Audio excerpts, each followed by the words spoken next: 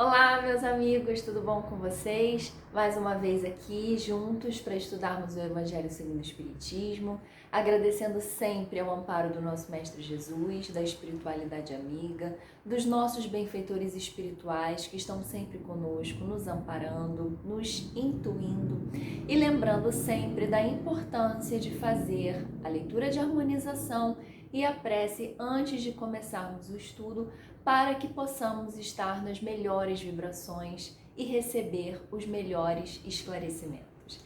Então, hoje, dando continuidade ao capítulo que fala de Sócrates e Platão como precursores da ideia cristã e do espiritismo, vamos passar ao item 9. E o item 9, ele vai falar de um tema bastante importante dentro da compreensão da nossa vida, que é a nossa conscientização de que a vida é eterna e de que somos espíritos eternos. A nossa vida não acaba com a morte. E esse item 9 vai falar disso, de como muitas vezes existe uma percepção de que a vida acaba com a morte do corpo, justificando assim muitas atitudes inconsequentes e até prejudiciais à nossa encarnação.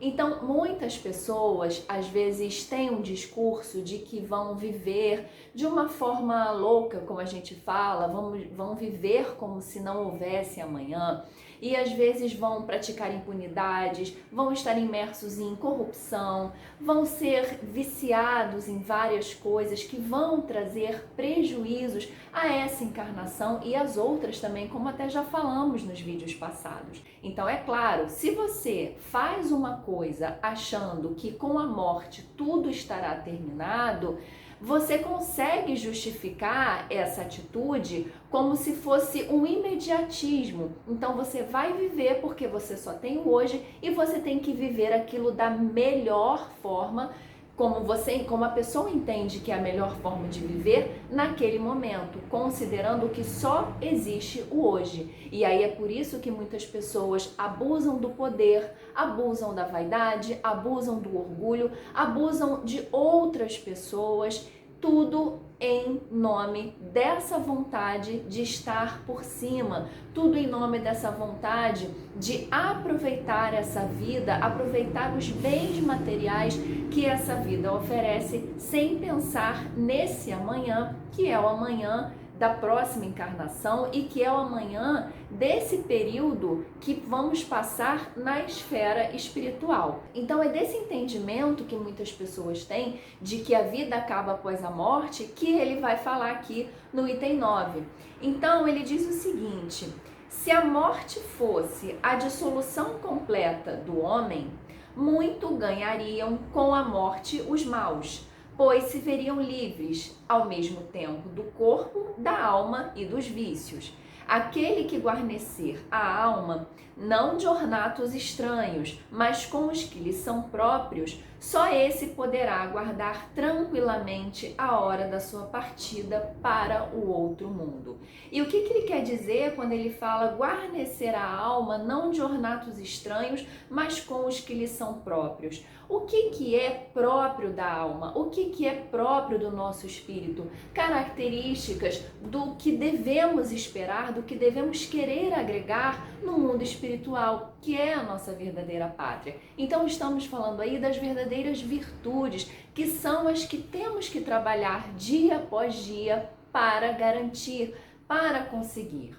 E o que são esses ornatos estranhos que ele menciona aqui? Seriam os vícios, seriam as coisas materiais que damos às vezes muito valor, que queremos angariar, que queremos obter nessa vida e agregar isso à nossa vida, ao nosso corpo de maneira exagerada, como se isso fosse o principal. E é o que ele chama aqui de ornatos estranhos. Então, não são esses ornatos estranhos, não são essas coisas que devemos nos preocupar, as coisas exageradas às vezes do mundo material, mas sim as virtudes que são as coisas que vão ser agregadas ao nosso espírito e vamos levar para a espiritualidade para fazer com que a nossa evolução continue. E então Kardec vem falando o seguinte: equivale isso a dizer que o materialismo, com o proclamar para depois da morte o nada, anula toda a responsabilidade moral ulterior, sendo consequentemente um incentivo para o mal, que o mal tem tudo a ganhar do nada. Somente o homem que se despojou dos vícios e se enriqueceu de virtudes pode esperar com tranquilidade o despertar na outra vida. Por meio de exemplos que todos os dias nos apresenta, o Espiritismo mostra quão penoso é para o mal o passar desta outra vida à entrada na vida futura. E aí ele vai mencionar então um trecho do Céu e Inferno na segunda parte, capítulo 1. Isso que ele faz, isso que Kardec nos traz aqui, é essa visão que muitas vezes temos dessas pessoas que convivem no nosso mundo, tanto pessoas próximas como pessoas às vezes que estão nas esferas de alguma autoridade, pessoas que estão às vezes em posições de poder, várias pessoas que temos conhecimento, seja porque estão próximas ou seja porque estamos conhecendo através da mídia. E muitas vezes temos um olhar sobre essas pessoas ou para essas pessoas de que elas estão se dando bem. Existe muito essa cultura e esse conceito um pouco errado de que o esperto se dá bem, de que o corrupto se dá bem. Isso pode valer ainda nesse mundo encarnado. Ainda que nesse mundo encarnado, com a justiça humana, pode ser que aquela pessoa que praticou o mal, que foi corrupta, que foi impune, que esteve participando de alguma atitude incorreta, pode ser que ela realmente nessa encarnação leve a melhor, como costumamos falar, mas a justiça divina não falha. E o que ele vem trazendo aqui é justamente isso.